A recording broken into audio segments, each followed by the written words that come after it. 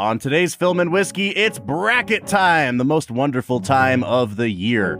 We are taking our 32 movies and whittling them down to the final 8 in this episode. And we're trying a new whiskey from West Fork. That's all ahead on Film and Whiskey. This episode is brought to you by Amazon Prime. From streaming to shopping, Prime helps you get more out of your passions. So whether you're a fan of true crime or prefer a nail-biting novel from time to time, with services like Prime Video, Amazon Music, and fast free delivery, Prime makes it easy to get more out of whatever you're into or getting into. Visit Amazon.com/Prime to learn more. All right, here we go. New Phineas and Ferb is here. We're back, baby. For 104 more days I know what we're gonna do today. of summer vacation. I am ready for summer shenanigans. Let's do it. Oh, yeah. All right. We're gonna bust Phineas and Ferb once and for all. Are we gonna do this again? New inventions, shenanigans, innators, adventures, and songs. Brand new summer vacation. New Phineas and Ferb starts June 5th on Disney Channel and next day on Disney Plus on DisneyPlus.Disney.com. Well, hey, everybody, welcome into the Film and Whiskey podcast. I'm Bob Book. I'm Brad G. Brad, do you know what time it is? Oh, baby. It is the Dad. bracket episodes. I am super pumped, man. Listen, I only review movies to get to the bracket episode. If we could have a whole podcast that was just called Bracket Time and we just did brackets every week, actually, we should do that. I was going to say. Patent pending, Bracket Time. Yeah, bracket time with Bob and Brad. Oh, man, I love it, dude. So, folks, if you are new to Film and Whiskey, first of all, welcome into the show. Typically, what we do is we take a movie, a classic film, and we review it. Often, Brad is seeing that film for the first time. At the end of each episode, we give that movie a final score. And at the end of our 32-episode season, we take all of those movies, and based on our scores, we put them into a 32-seed bracket. And we determine what movie is the winner of our current season. Brad, tell the folks a little bit about this current season, because it was different than all the seasons we've done in the past. Yeah, we have been going through to figure out what exactly makes a movie a modern classic. We are considering movies of the last, now 21 years. It was the last 20 years when we started, last year. And basically saying, here are movies that hit one of 4 categories. The 4 categories being, was it nominated for Best Picture? Did it make over 100 million at the domestic box office? Is it in the Letterboxd Top 250 or the IMDb Top 250? And, though we figured even if it hits one of those categories, it clearly has been popular enough to warrant some level of attention. That we should give it. So here we are. We have reviewed 32 movies. We probably should have kept track of how many we said yes to on the modern classic front. It's all in the can, man. Or not in the can, but it's in the pipeline, Brad. We're going to do an episode in the off season where we revisit all these modern masterpieces and we decide what the 21st century canon really is on Film and Whiskey. So we'll get there, man. Have I done that work yet? Absolutely not. Heck no. Am I developing an episode in real time? I absolutely am. For sure. But folks, for this episode, the way the bracket works, like I said, at the end of every episode, we give a numerical score. We take those average scores, and then we have a pretty well-ranked system. But, after watching 32 movies, after spending well over half a year on this season, you kind of look back at some of the movies and you think, yeah, maybe I gave that a 9 instead of a 9.5, but I think ultimately I like that movie better than the 9.5. So Brad and I just kind of take the list of films, independent of our initial scores, and we just rank them based on what our heart tells us. You have to balance head and heart, Brad, and we try to do that here on Film and Whiskey. And so Brad comes up with his heart list, I come up with my heart list, and then we have our numerical scores from the episodes. We average all of those together, and then we come out with this nice ranked, tiered, seeded system that we have, which always inevitably makes for some crazy, crazy matchups in the bracket, Brad.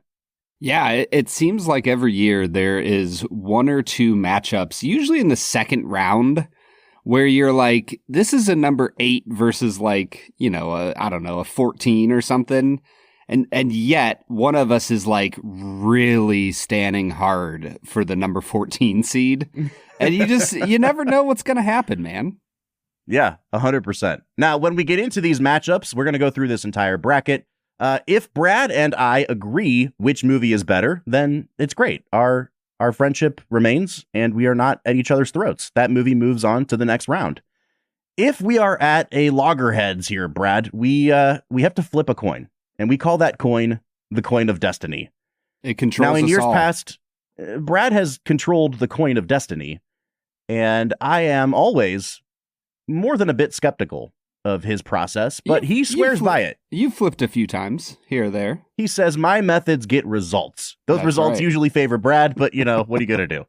I still want to say the integrity of the game is far more important to me than any individual victory or loss on my part. So you say that, and then, we watched all these Star Wars movies, and I know the evil that's in your heart. I know how compelled you were by the tragedy of Darth Plagueis the Wise. Brad. Can we watch Rise of Skywalker and just crap all over it sometimes? Do soon? A bad movie bonus? Yeah, I would love that. I really just off-season movie. Yeah, that's a good idea. All right, before we get into the bracket, I do want to say this bracket is available for you to follow along with. What we really love is when people download our bracket from our site, filmwhiskey.com. Fill out your own bracket. Let us know what movie from this list of 32 would be your champion. You can hashtag us. You can at us on social media. Let us know who your champion is. Again, our website is filmwhiskey.com. You will see the season 9 bracket right up top in the banner. Now, this is the Film and Whiskey podcast. In addition to our bracket, we are going to be reviewing some whiskey out of the West Fork Whiskey Company, which is in Indianapolis, Indiana, as my mother-in-law calls it, Indianapolis. And so we're going to be drinking their bottled and bond wheated, and then 2 expressions from another brand that they have. The label, another label. That's a better way. The Old Hamer. I'm really excited to drink these today, Bob. I am too, Brad. Today we're going to focus just on this West Fork whiskey, the bottled and bond wheated, and then on part 2 of the bracket, we'll dive into both of those Old Hamers. Here's what the deal is, folks. If you are a distillery out there, we are not a pay-to-play podcast. We don't ask for money, and we certainly don't give reviews for money. But I will say, if you send Brad and I each 3 full bottles of whiskey, as opposed to like one tiny sample, we will absolutely give your brand prime exposure on the bracket episodes. So I want to say thank you, West Fork Whiskey, for not being stingy. We love a good non-stingy brand. Yeah, scratch my back, Bob. You know what I'll do. I'll drink your whiskey. That's how that expression goes, right? Dude, I am ready for this. Let's get into the first round of our bracket episode. Yeah, Brad, I'm excited to dive into, man. Why don't we do this? As we introduce our brackets, it's broken up into quadrants, like any good bracket is. And typically, Brad likes to name the quadrants based on just whatever's on his mind that day. They never, ever associate with anything that actually came out of our season. So, Brad, I just realized the day that we're recording this, we're a couple weeks ahead. I sent you just now a list of 6 different celebrities that have birthdays today. Should we name our quadrants after these random happy birthday celebrities? We should. I think it's a wonderful idea. Today is May the 14th. And with it being that day, I'm going to start us off. We're going to be in the George Lucas bracket. George Lucas. Best known for the film American Graffiti and nothing else. He is celebrating his 81st birthday today. Happy birthday, Georgie boy. You said American Graffiti. You seem to forget about THX 1138. I did. I did forget about that. Slightly less popular than American Graffiti, but still a huge impact on cinema. Huge, Brad.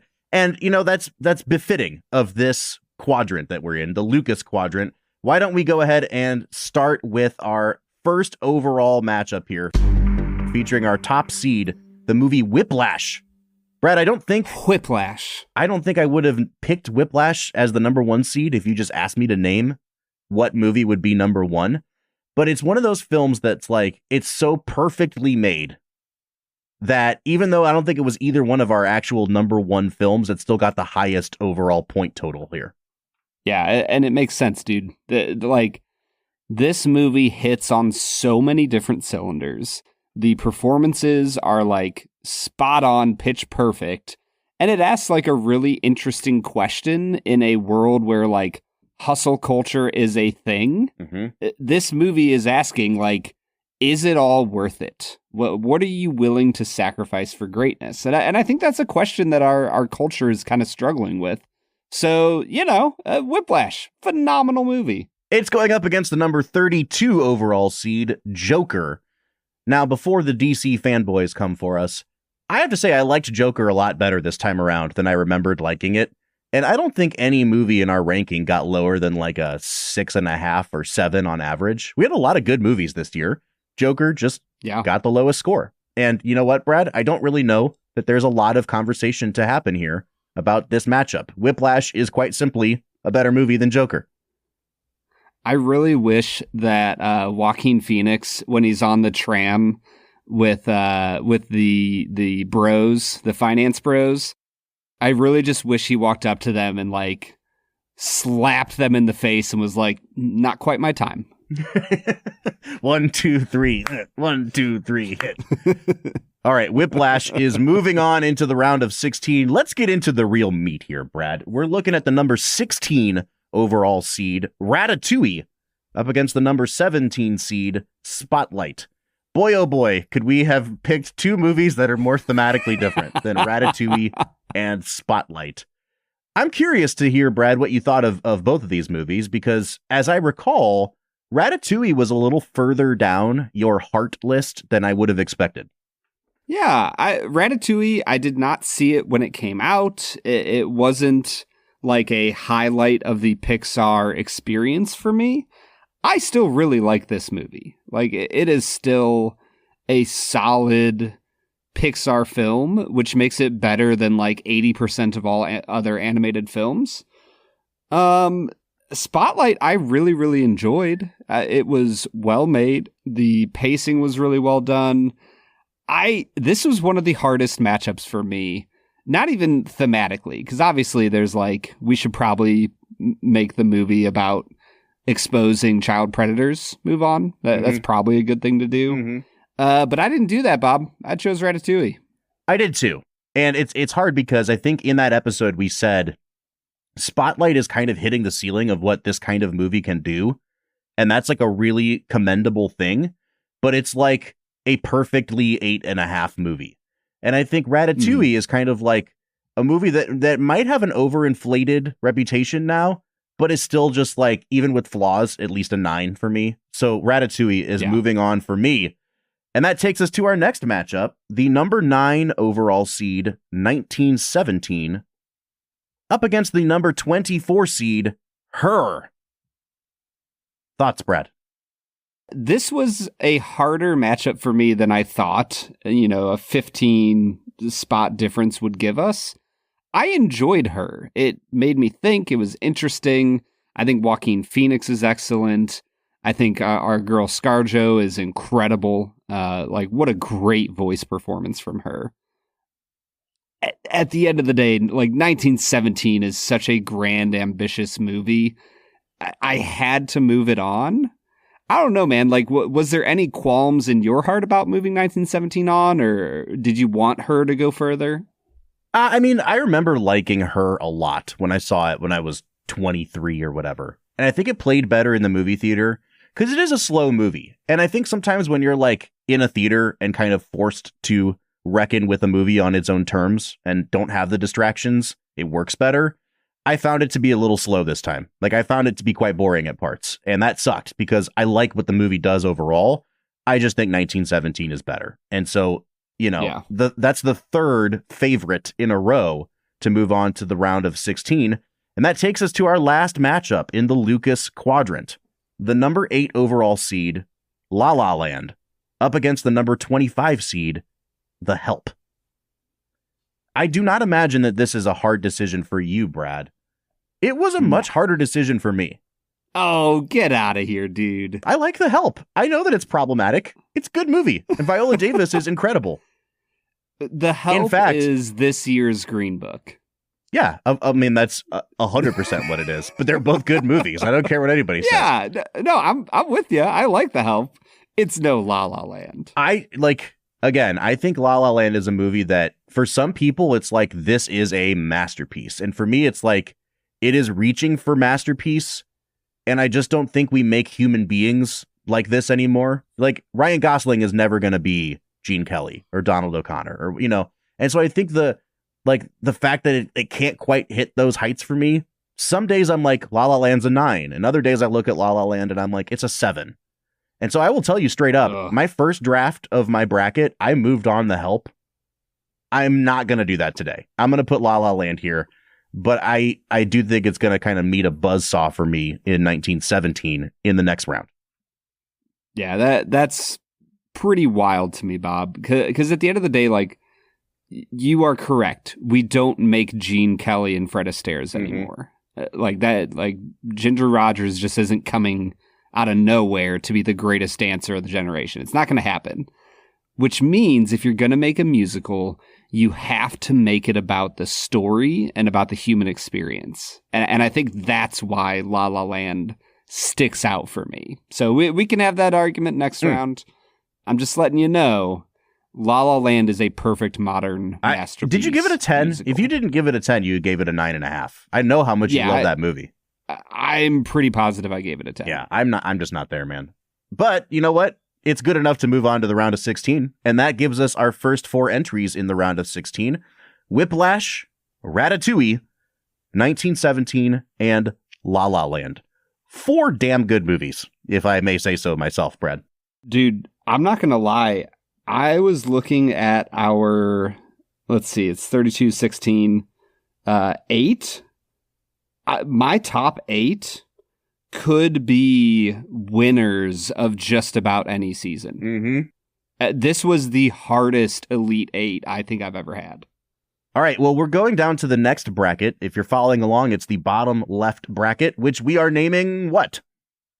That's up to you, Bob. I named the Lucas Quadrant. Where are you at? Well, we are wishing other celebrities. We're wishing a happy 56th birthday to Cate Blanchett today, one of my favorite actresses. So we're going to be down here in the Blanchett bracket, Brad, and we're looking at the number 4 overall seed Parasite up against the number 29 seed Ford v Ferrari. Now, I will say this. I've said it many times on the podcast, Brad. Parasite is a movie that has been forever spoiled for me because of my awful viewing experience the first time. I do think that if it comes down to like a 1917 versus Parasite 2019 matchup, I still think I like 1917 better. However, Ford v Ferrari is a very 7 out of 10 movie. Yep. Which made me sad. It was a movie that, 2019 was just such a great year for movies. So many of the Best Picture nominees I wanted to see, with Ford v Ferrari being one of them. It's pretty mid. Yeah. It's a pretty fun dad movie that has too many like YouTubeable moments for me to really like love it. 2019 was such a good year for movies that we're in our 5th matchup in this bracket, and we've already had 4 of the Best Picture nominees from 2019 in these 10 films. Like, that's insane, dude. It's really nuts. I really think, we talk about different years being incredible for film. This is going to be one of them in the history books. All right, so Parasite is moving on into the round of 16. Pretty drama-free so far, Brad. I need you to hate me for some reason, or this episode's going to get boring very quickly. All right, the next matchup is the number 13 seed, Spider-Man Into the Spider-Verse, against the 20 seed, District 9. Now, this is a really intriguing matchup because it's like we finally found something that the sci-fi and comic book nerds can argue over, right? Like, these movies feel not necessarily related to each other, but kind of like they're made for the same general crowd of people. And Totally. District 9 was an interesting rewatch for me. I hadn't seen it in probably at least 10 years. I think it holds up really freaking well. It's just not a 10. And Spider-Man was interesting to me because I remember not liking it that much at all when I saw it, and it boosted its score all the way up to like a 9 for me. So I'm pretty torn on these two, Brad. Yeah, this feels like the closest matchup so far, where I really enjoyed District 9. I really enjoyed Spider-Man Into the Spider-Verse. And I enjoyed them at a similar enough level that I'm kind of like, well, do I want space aliens or animated just madness? Mm-hmm. That feels like the vibe check for me. I think I'm going to go with space aliens, Bob. Ooh, I picked Spider-Man. So that means, Brad, that it is time for us to split the vote here with the Coin of Destiny. Folks, welcome to the Coin of Destiny on Film and Whiskey. This is perhaps you're reintroducing the whole show. This is perhaps the best feature we have ever featured on this show. Brad has a big old brass coin he's about to flip. The way this works is the higher seeded film gets heads, the lower seeded film gets tails, and the loser gets eliminated from existence. We forgot to mention that, Brad. Our operative MO is if this film survives the apocalypse, which of these two films should move on, right? Yeah, which one is getting cast into the fiery inferno? All right, so Spider-Man will be heads, District 9 tails. Brad, flip that coin.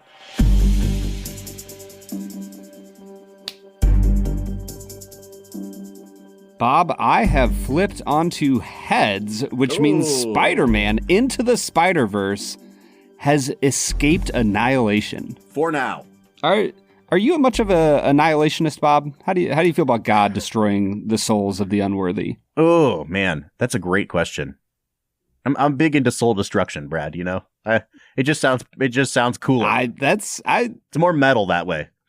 It is a little more metal that way. So now we have the matchup of parasites and spiders in the round of 16. We're going to move on into our next matchup, the number 12 seed Inside Out versus the 21 seed Zodiac. Unfortunately, I think that this matchup deserves more discussion than it's going to get, but I also know that you both like Inside Out more than I do and dislike Zodiac more than I do. So this seems like this was one of your easier choices in the entire bracket. My passions run hot, Bob. Yeah, I mean, if you want moody Gyllenhaal, sure, Zodiac's a good film. Not compelling enough to beat Inside Out. All right, let me make a matchup of just moments from these two movies, because I think this would be a better matchup. The hey Jake Gyllenhaal, come down in my basement with me scene in Zodiac versus Bing Bong flinging himself off the back of the wagon in Inside Out. Inside Out. Oh man, it's easily. At least a comparable level of well-made sequence to me. Yeah, no, those are both great sequences that stir the emotions. I'm going with Bing Bong, Bing Bong, Bing Bong, Bing Bong, the real MVP. All right, Bing Bong and the film Inside Out are moving on into the round of 16, and that brings us to our last matchup in the Blanchett quadrant. The number 5 overall seed, The Holdovers, versus the 28 seed Argo. Now, Brad, I will say, even though this is our 5th overall seed and thus very highly ranked, Holdovers did not quite crack the top tier of films for you on your heart list, which I thought was a little surprising because we both came out to a 9.5 or a 10 on this movie. Such a good movie. I believe a 9.5. Yeah, okay. Dude, The Holdovers is an incredible movie. It is an instant Christmas classic, in my opinion. I'm trying to remember what I gave it. Let's see. You were at a 10 out of 10, Bob. I was at a 9 out of 10. Oh. So, yeah, for me, The Holdovers, it does everything you want it to do. I think that, what is his name? Angus Tully. What's the actor? Dominic Sessa. Thank you. Dominic. My boy Dommy, it's his first movie. And we can tell that it is his first movie. And that's nothing on him. He does a very admirable job. I think it does hold the movie back a little bit. All right, well, you're wrong. But I think that you are correct enough that we can agree that it's going to defeat Argo here. Argo is a very competently made Hollywood movie that, upon rewatch, I'm very surprised that this thing won Best Picture. Good movie. I would not say that it's anything special, Fair?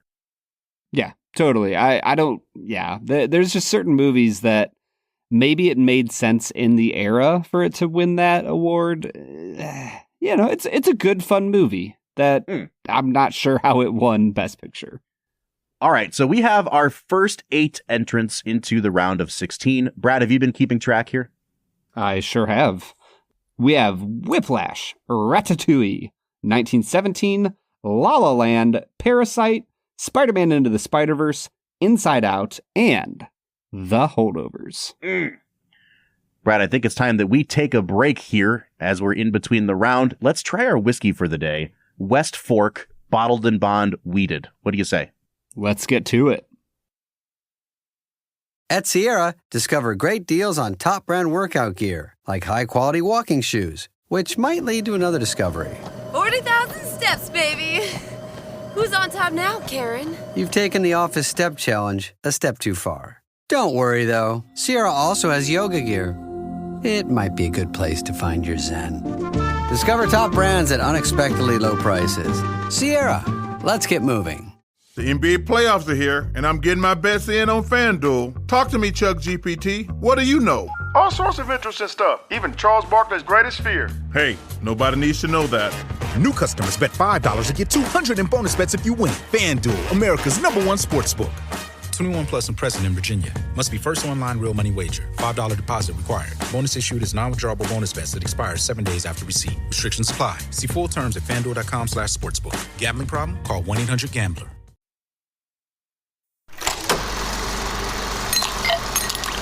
All right, everybody. So this whiskey, West Fork Weeded Bottled and Bond, obviously is coming to us at 100 proof, as all bottled and bond products do. We don't have a mash bill here, Bob. We just know that this is weeded, which I would assume means the second highest grain in this is wheat. That's about it. I'll tell you what, man. That's this all I is know. why you podcast with old Bob Book. I have a mash bill for you. Oh, they don't have it on the website. So well, they found it on Breaking Bourbon somehow. So once again, we are eternally indebted to Breaking Bourbon. The mash bill listed there is 73% corn, 17% wheat, and 10% rye. So actually a little bit higher rye content than I was expecting. West Fork is the distillery on this. So they're based in Indiana, but they are not sourcing from that large juggernaut of an Indiana distillery. This is a smaller operation that was started in 2014 by 3 Indiana natives, and we are trying, as Brad said, I would say like their flagship bourbon here. This is a 4-year-old bottled and bond weeded. Brad, as our listeners may or may not know, bottled and bond is a distinction given by the government, and there are a lot of regulations on it, right? So it has to be the product of 1 distilling season. It has to be at least 4 years old. It has to be bottled at 100 proof. It has to be housed in a government bonded warehouse. So, this was established way back in the late 1800s when you could just bottle a bunch of hooch and make people go blind. And it was a very good thing. Now it's just a nice little thing to slap on your label to show that you've put time and care and effort into making your whiskey. I'm super excited, man. I've never tried anything from this brand. Have you? I have not. This is my first exposure. All right, man, let's dive in. What are you picking up on the nose of this West Fork bottled and bond weeded bourbon? Honestly, Bob, this smells very young to me. Oh, interesting. It has the craft vibe, which sometimes is good, sometimes is not good. I'll let you decide how I feel about it. I smell sawdust and corn and youth, like a street youth. 6 out of 10, Bob. I smell street youths on this. I think it's a little bit better than that, Brad. And I'm getting an interesting note. You ever make I don't know how you cook your pancakes in the pan, but I like to use butter in my pan with my pancakes. And when like a little piece of the pancake kind of breaks off and you just kind of let that small bit of batter get a little over toasted or overcooked because you're busy flipping the big pancakes, it smells like that. It smells kind of like a roux that's been overcooked a bit. You get that butteriness. You get a little bit of like a burnt scent as well. And I get some saline on it. And that's in addition to your kind of regular bourbon-y notes. I think it's intriguing. I don't necessarily think that this is knocking my socks off, but I'll give it a 7 out of 10.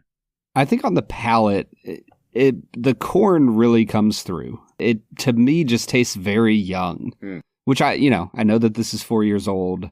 It's very young, very crafty. It kind of has a little bit of a vanilla vibe. It reminds me a little bit of like Kix cereal. There's a little bit of a sugary coating to a very bland ball of grain underneath. Yep. I don't like this, Bob. I'm just going to say it. 5.5. Wow. Oh, I'm sorry, West Fork, for Brad's lack of kindness towards you. Yeah. Listen, I don't think this is a great whiskey. However, it's funny.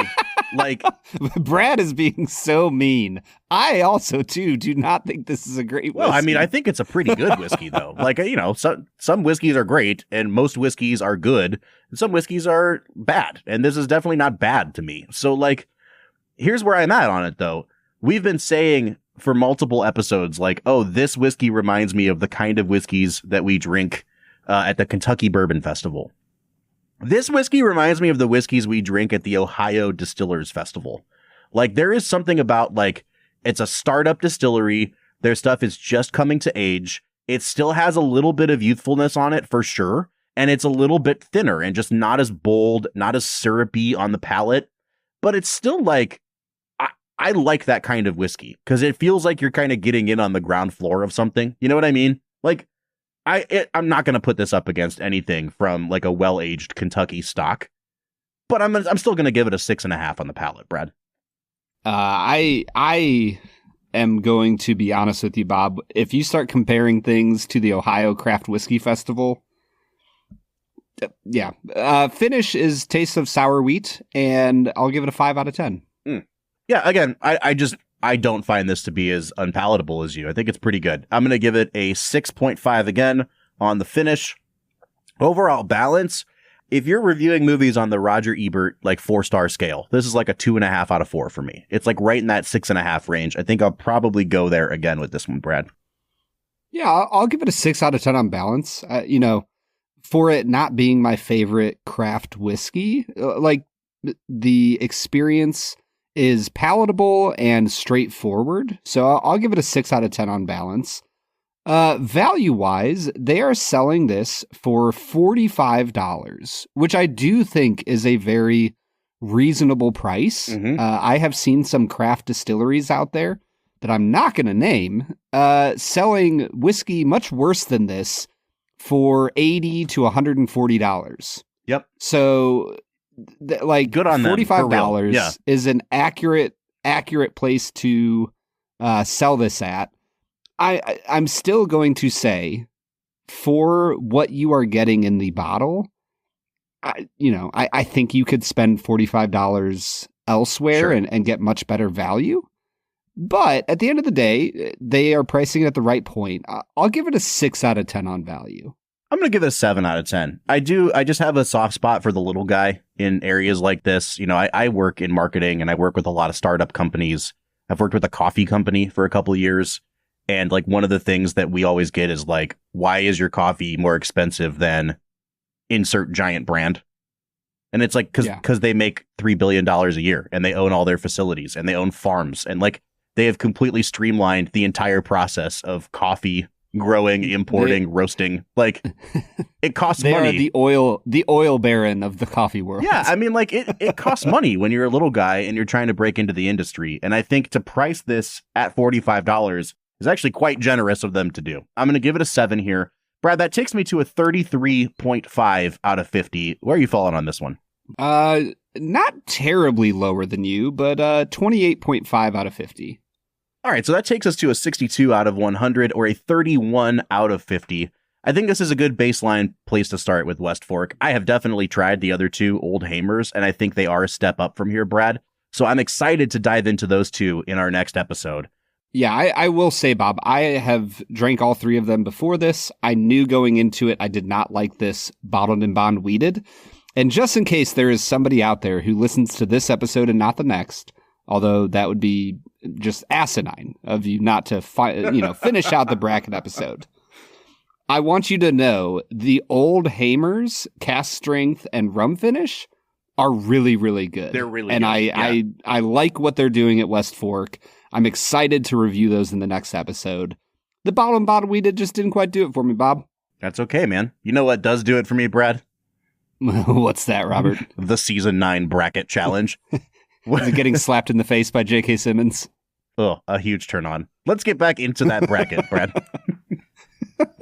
Let's get to it, man. All right, so we're getting back into this round of 32. We are in the top right quadrant of our bracket, better known as, Brad? This is going to be known as the Robert Zemeckis Memorial Bracket. Bobby Z, Yeah, our Bobby favorite director. He might not be passed away. However, his film career seems to be. Did you see his most recent film, Here, with Tom Hanks and Robin Wright, where they're digitally de-aged for the whole film? No. Listen, when I tell you, sounds terrible. Brad, unwatchable for 98% of the movie. And then the last scene of the movie made me cry so hard that I cried the whole way home from them. It was unbelievable how much I turned around on that movie in the final 2 minutes. Yeah. So you went Bobby from Z, baby. a 5 out of 10 to a 7?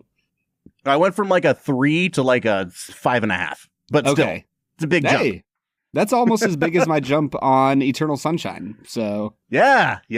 All right, well, so in the Bobby Z bracket, we're starting with the number 2 overall seed, Oppenheimer, versus the number 31 seed, The Big Short. I think the more interesting thing to talk about here is Oppenheimer, obviously, Brad. Best Picture winner. One of only, I think, 2 movies to hit all 4 of our criteria for inclusion in the canon here. Oppenheimer's interesting because I do think that it's messy, and I do think that it's shaggy, and I do think that it's a movie that is really saved by the editor, Jennifer Lame. Like, it is one of the best edited movies I've ever seen. I think Nolan gets a lot of credit, where a lot of credit should go to the editor. And I've cooled just a bit on Oppenheimer to the point where I'm like, I think maybe it's a 9.5, but it's a monumental 9.5. Yeah. Does that make sense? Oh, absolutely, dude. The thing was a freaking juggernaut in American culture, which is pretty crazy for a 3-hour biopic drama. Like, it still kind of blows my mind how much power Nolan has over American cinema, but it's well deserved. He, a way long time ago, probably in like season 3 or 4, when we did Interstellar, I was like, listen, man, he swings for the fences every single time, and he has a crew around him that makes it come close. So it makes sense to me that this film did so well, but man, oh man, it's wild that this type of movie did so well at the awards with the American public. Like, everybody loved this movie. The Big Short, meanwhile, is a movie that just did not seem to work at all for you. I liked it, but I do think that it's just, frankly, not nearly as good as Oppenheimer is. Yeah, Oppenheimer is the clear victor here, which takes us to our next matchup. Well, hold on, I have one question for you, Brad. Oh, okay, go ahead. Are you jacked that Oppenheimer moved on to the next round? Buddy, I'm jacked to the tits! We had to give it one more jack to the tits before we sent it off into the fiery furnace. What a great line. Oh, it's amazing. Now, I'm sorry. Please proceed now that you're jacked to the tits. Which makes a lot of sense for the next movie I'm about to announce. Yep. Bob, we are talking the number 15 seed, Wolf of Wall Street, going up against the number 18 seed, Skyfall. This is one of the harder ones for me. I don't think Skyfall is as successful for you as it is for me. I like James Bond. I think it's a very handsomely mounted film. Wolf of Wall Street is like it's like the White Album. It's like handsomely mounted sounds like a very British way of saying well hung. Handsomely mounted is exactly what happens in multiple scenes of Wolf of Wall Street. Sure. Oh, jeez. Wolf of Wall Street reminds me of the White Album in that it's like we made 50 songs and we're going to just throw them all on an album, and 35 of them are classics and 10 of them are okay and 5 of them suck. Like, that's Wolf of Wall Street for me. What scene in Wolf of Wall Street is your number 9? Because it's not even a song. It's like a concept, weird avant-garde thing. So where are you at on Wolf of Wall Street with its avant-gardeness? It's got to be the scene where they're on Quaaludes at the party, and then everything goes into slow motion for a minute, and then Jonah Hill wanders down and has his dick out. Yes. That's got to be the Revolution 9 of Wolf of Wall Street. Brad, I picked Skyfall here, but it's because it's so razor thin for me. I don't really care what moves on here. They're both really good movies, and I think that Oppenheimer is going to defeat either of them. Yeah, I picked Wolf of Wall Street. I am with you. I think Skyfall is a good competitor for Wall Street. Daniel Craig nails it. I think that it makes a lot of sense to pick that here. All right, well, it's time for us to flip the coin of destiny. So heads will be Wolf of Wall Street, tails will be Skyfall. Brad, flip that coin.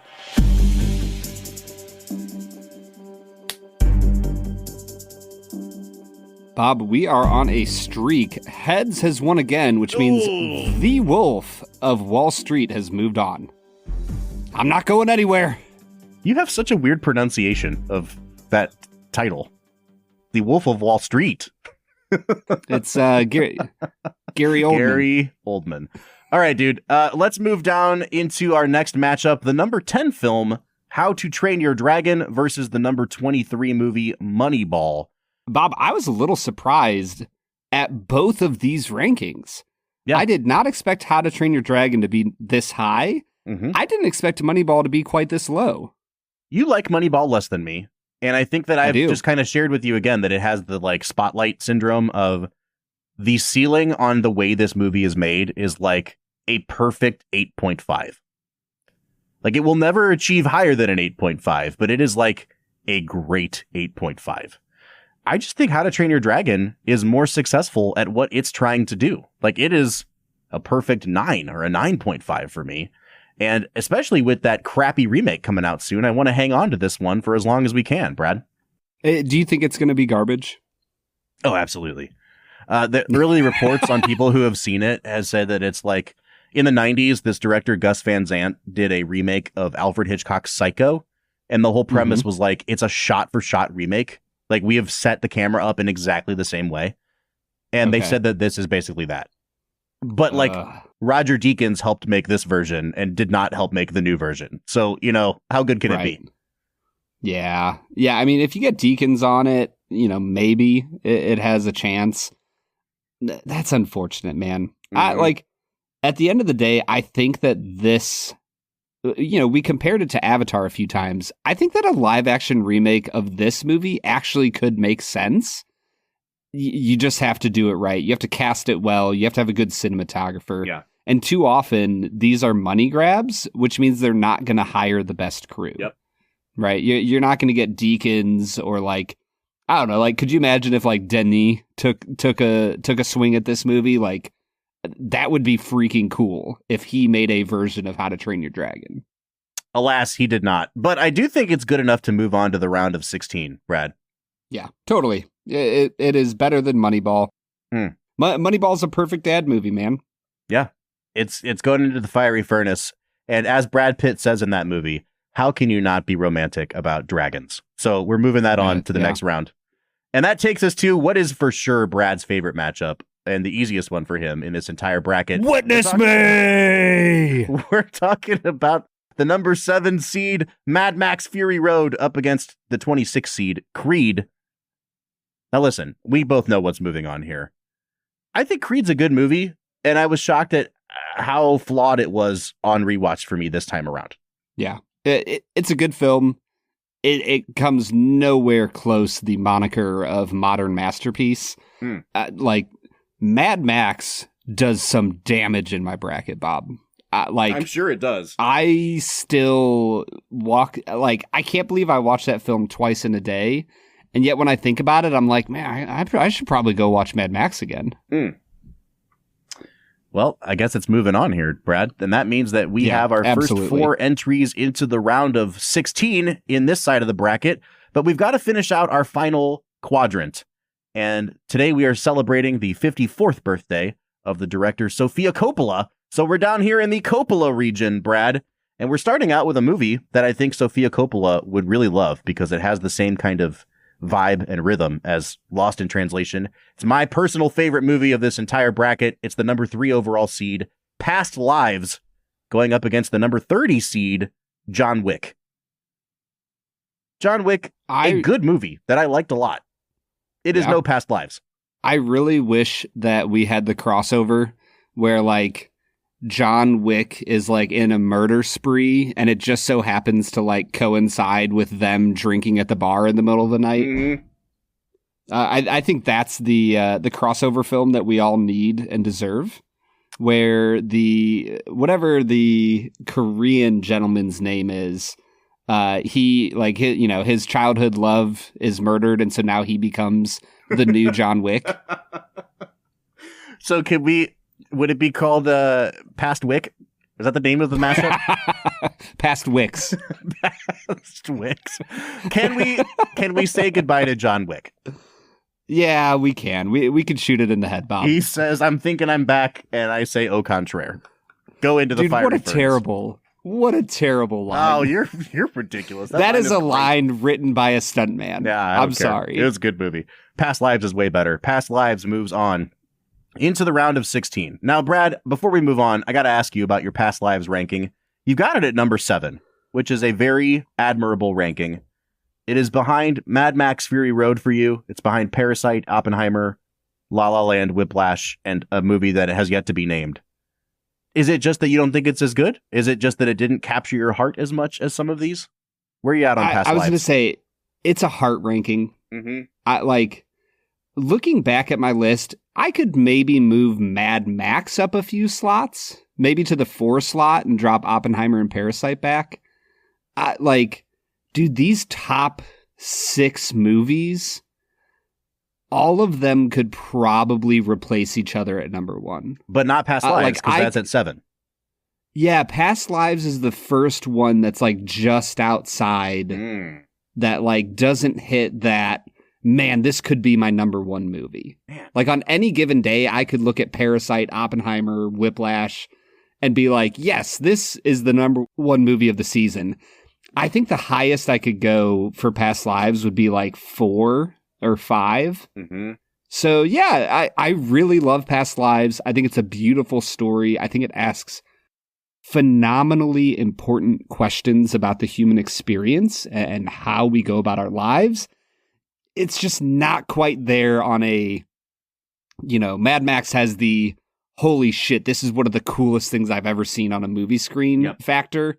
Past Lives doesn't quite hit that level of spectacle. All right, Brad, we're moving Past Lives on, even though you gave it a 10 out of 10 in the episode. It's funny how that works, isn't it? You can say something is a 10 out of 10, but it still doesn't crack the top 5 or whatever for you on your heart list. Yeah. Well, yeah, it's wild, dude. I think I gave a decent amount of 10s this year. I try to be stingy with my 10s, but then I get excited about things, and, here we are with multiple 10 out of 10s. Great movie, Bob. Now, Brad, these next couple matchups, I think, are the ones that we're going to start getting contentious on. We've got the number 14 seed, Dune Part 2, up against the 19 seed, Jojo Rabbit. Now, I know how much you love Jojo Rabbit, and I don't have your list pulled up in front of me, but you ranked it pretty high. I'm just way cooler on Jojo Rabbit than you are. I think if you looked at the spectrum of what most of film Twitter thinks about Jojo Rabbit, you and I are only a tiny sliver apart from each other. I actually like this movie way more than the general population, it seems, but way less than you. It's wild to me that people don't like this movie. I don't understand it. People are so dumb. That's it. It was your number 8 ranked movie. It was the first movie after Jojo Rabbit or after Past Lives for you. Yeah. I love Jojo Rabbit. I think it's a great film. I think the comedy is really well done. And I think when you can have great comedy with some great physical, gags paired with a really heartwarming, heart-rending story and some awesome performances. This movie is incredible. The 2 child actors do a great job. Scarlett Johansson is stunningly good in this movie. The amount of conflict she has within her soul as she's trying to navigate a wildly tense and unfriendly, hostile world is incredible. So yeah, Jojo Rabbit is the choice here.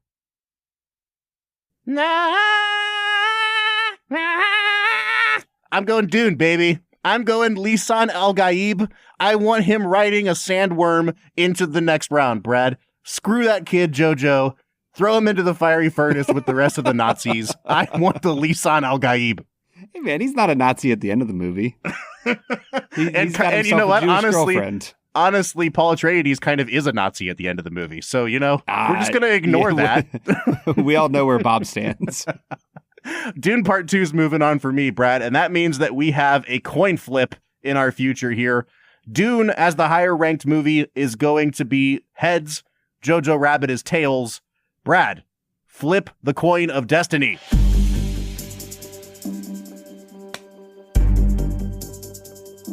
Man, this has been a episode of heads, and yet here we are with tails coming up on top. I disagree. Jojo Rabbit is moving on. Veto power needs to be instituted here.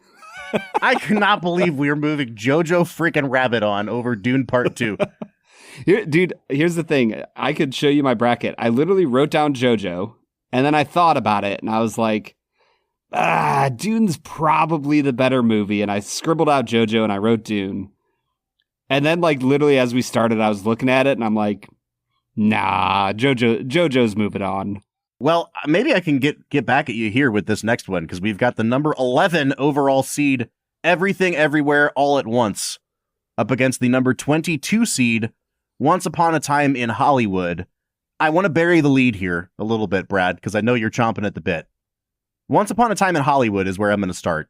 A movie that we both like and that both of us agree is I don't understand why people think this is Tarantino's best movie.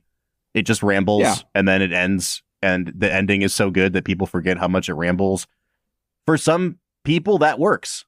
I think for both of us, it was a little bit... Well, let's see. Where was it on your list, Brad? I mean, I gave Once Upon a Time in Hollywood a 9 out of 10, Bob. Oh, yeah, you have it at number 9 on the season. That's and I gave it at number me. 9. I don't know how it got down to 22. Did you rank this number 30? In your pretty list? Close, man. Yeah, I don't have my ranking pulled up in front of me, but it was real low. Yeah, I was shocked to see it here. I was also shocked to see Everything Everywhere All at Once at 11. I knew that you did not like that nearly as much as I did. I don't know, man. This matchup befuddled me because in another world, Once Upon a Time in Hollywood could have made my top 8. I really liked that film. I think Tarantino nails it on the pacing. That, it's not a perfect movie, but there's so much to love here. And, Brad Pitt zoned out on shrooms, killing Austin Butler and company is incredible. And you have Leonardo DiCaprio burning a girl to death with a flamethrower in a pool. You sure do. And then casually talking about it with his neighbor 10 minutes later. Crucially, though, it features 0 bagels that suck in all of the universe around them. Now, Brad, I know that you're looking at this ranking. I know that Everything Everywhere All at Once was your number 1 ranked film of the season, which is freaking wild, but you are entitled to your opinion. But as you can see, it's pretty low on my list. It's a movie that I've kind of cooled on and really turned on over the last couple years. I just don't think it's going to age very well. I think that the emotional moments in this movie work perfectly, but there is a lot of silliness that you have to wade through to get there. However, I moved Everything Everywhere on in this round. I'm assuming you did too, Brad. That's right, you did. Bob, you gave it an 8 out of 10. Yeah. So it's not like you hate this movie. No. It very clearly works for you. Just not on the level that people who understand cinema do, like me. You have been known for your extensive knowledge of the history of movies, Brad. Everything Everywhere All at Once moves on into the next round, which takes us to our very last matchup. And then, Brad, I have an idea to share with you. We're talking about the number 6 overall seed, Godzilla -1, up against the 27 seed Prisoners. I'm pretty bummed about Prisoners, man. I remember this movie being great, and it is simply pretty good. Fair? Yeah, totally fair. It's a pretty good movie that does not pull any punches in trying to make you feel terrible, and definitely doesn't give you any room to feel good about the human condition. Not a fan, Bob. I like it, and I really don't like it. Which means Godzilla -1 is moving on? ? Oh, absolutely, dude. Do you want to hear a fun story? Please. Yesterday, Haley and I were doing our anatomy scan to see the gender of our third child. Hey, congratulations, man. Yeah. I already knew, but Film and Whiskey Nation did not. So, Yeah, we're having a third baby. It's super exciting. There were certain points where they're like measuring the blood flow in the baby to make sure, everything's moving properly and doing well. Well, it doesn't show up as red. It shows up as blue. And so it's at a certain point, my in utero child like lit up in blue, and we had just watched Godzilla -1 a few weeks ago. I was like, my baby's Godzilla. Prepare for the nuclear blast to just come out your wife's stomach. Yeah, dude. Yes, that's hilarious, man. All right, so on that weird note, Godzilla moves on into the next round, and that leaves us with our final list of 16 films. Now, Brad, we've never done this before, but we have a lot to get through here. We still have awards to give out. We have 2 whiskeys to give out. Typically, we divide this into 2 episodes, but we are only halfway through what we typically do in episode 1, and I think that we're running long, obviously.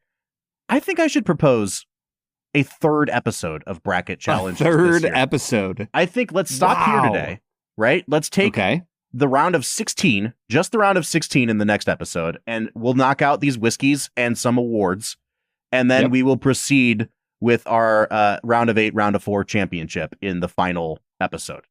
What do you say? I love that idea, Bob. I am tired of talking to you. I am too, man. We need a break. But before we get a break, let's get the final list of 16.